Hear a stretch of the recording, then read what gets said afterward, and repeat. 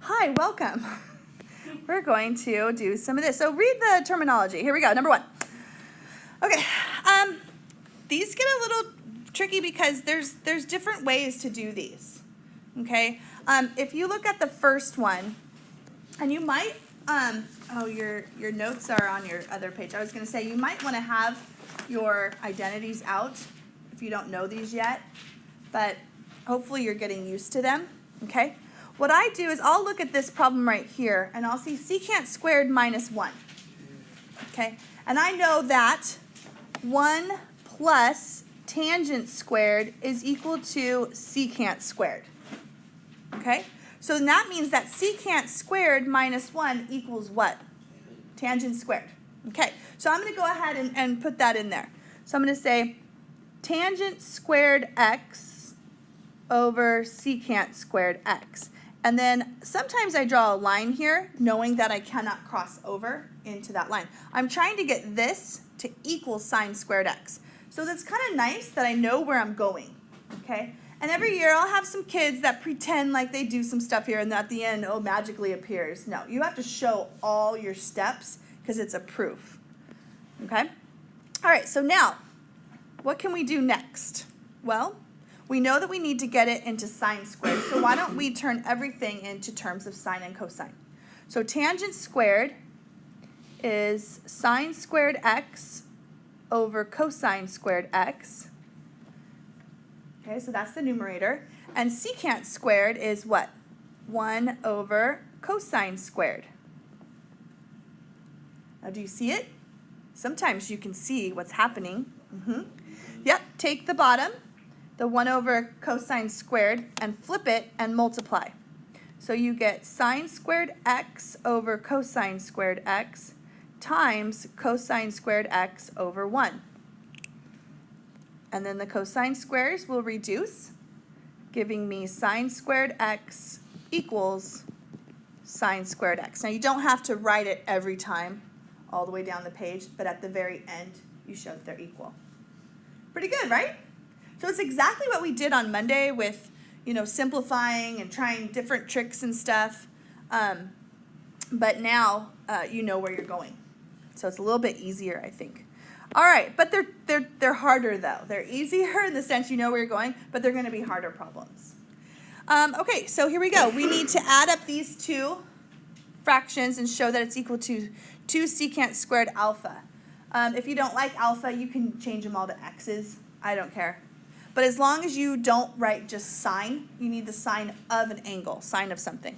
All right, so we're going to get these together. We need to add them up. And so our common denominator is pretty big. It's going to be, 1 minus sine alpha times 1 plus sine alpha. So they need one of each, really. And so we'll write them here. Okay.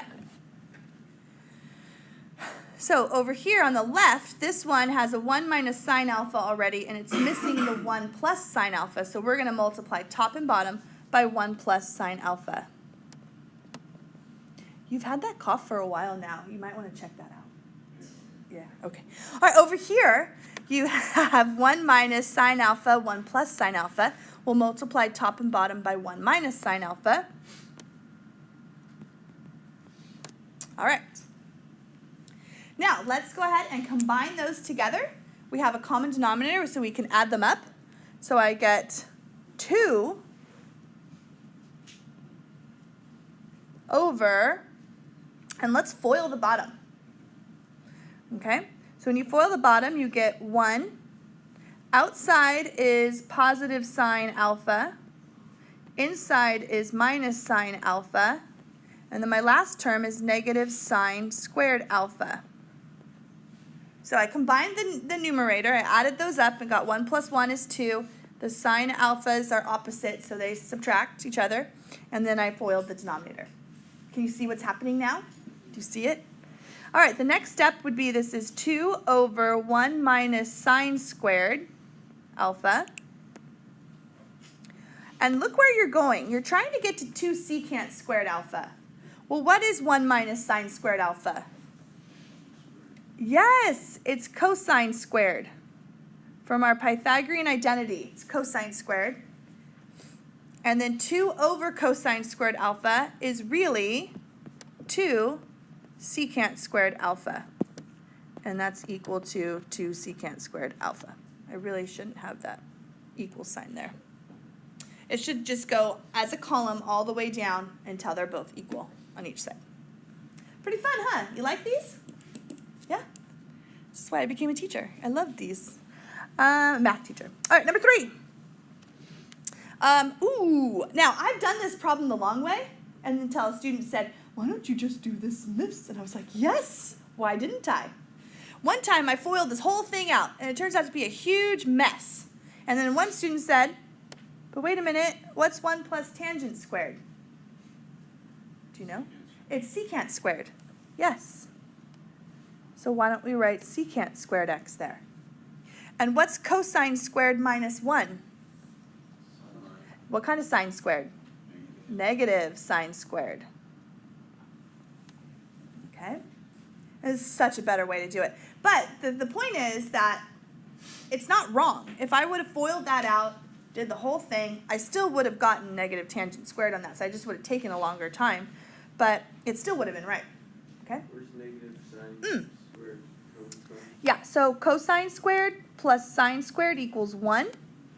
So if I wanted cosine squared minus 1, I subtract 1 to this side, I would have to subtract sine squared to that side. So yeah, those Pythagorean identities show up a lot, and they show up in different ways. All right, so then we get secant squared is what? 1 over cosine squared times negative sine squared. Okay? And that would be negative sine squared over cosine squared, which is negative tangent squared, and we are there. And then you feel like you know that you got it right, because you did all the steps right, you did your substitution right, so you know that you did them. Now, in the back of the book, these answers will not be there, because it will say answers will vary, because they do. There's other ways to get there, okay? So, unfortunately, you won't be able to look up your answers on these to see if you're doing them right. But don't you have, like, things you plug stuff into? What's it called? Like some app or something? I don't know. All right, number 4. Okay, this one's the trickiest one of all. So we have tangent plus cotangent equals secant cosecant. Like if you look at that, you're like, wow, really? That equals that? Okay, we're going to prove that it's equal to that. If you ever get stuck, there's no trig identity or Pythagorean identities to use here. If you get stuck on things, you could change things to sine and cosine. That's a nice little trick, okay? So let's work with the left side. That's the other thing. I could work with either side. I think on this one, I do get stuck on one side, then I work with the other one. But as long as they're equal at the end, you're fine. All right, so tangent is sine theta over cosine theta.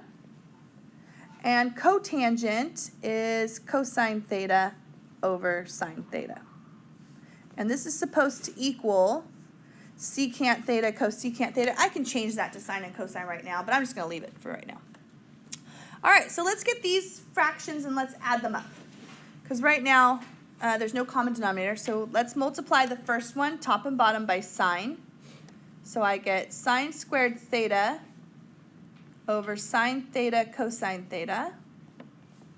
Plus, we'll multiply the other one, top and bottom, by cosine, to get cosine squared theta over sine theta cosine theta. All right, combine them together, and as you notice, this is a very exciting part. You get sine squared plus cosine squared equals 1. So you get 1 over sine theta cosine theta. Now, if you get stuck there, you can always go to the other side, but maybe you don't get stuck there. And you know that 1 over sine is cosecant, and 1 over cosine is secant, and that's equal to, I can rearrange those, cosecant theta, secant theta. Done. Okay? So, the things you want to do on this is you want to look to either factor, okay? You want to look for your Pythagorean identities. Those come into play a lot. You also want to get common denominators. Okay, common denominators. Any other tricks that I know of? Cancel out. Yeah, reduce. Sure, reduce is good. I don't like to say cancel, but you know.